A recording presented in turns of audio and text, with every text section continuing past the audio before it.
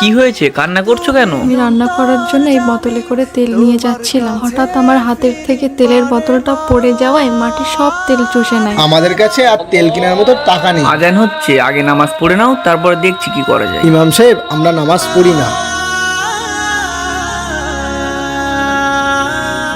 যেখানে তেল পড়ে গিয়েছিল সেখানে এই কাগজ আর বোতলটা রেখে দেবে, যাও। এই জায়গাটায় তেল পড়ে গেছিল না? হ্যাঁ।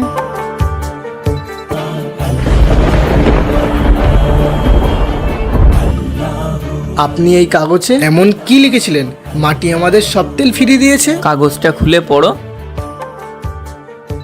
এই মাটি, তুই ওনার তেল ফিরিয়ে দে, নয়তো আমি তোর ওপরে বেনামাজিকে বসিয়ে দেব। ওই জায়গাতে যেন বেনামাজি না বসে, সেই ভয়ে ওই জায়গার মাটি সব তেল ফিরিয়ে দিয়েছে। বেনামাজি এতটাই গুনাহগার হয় যে তাকে মাটিও ঘৃণা করে, তারপরেও আমরা নামাজ পড়তে চাই না। আল্লাহ আমাদের সবাইকে পাঁচ ওয়াক্ত নামাজ পড়ার তৌফিক দান করুন।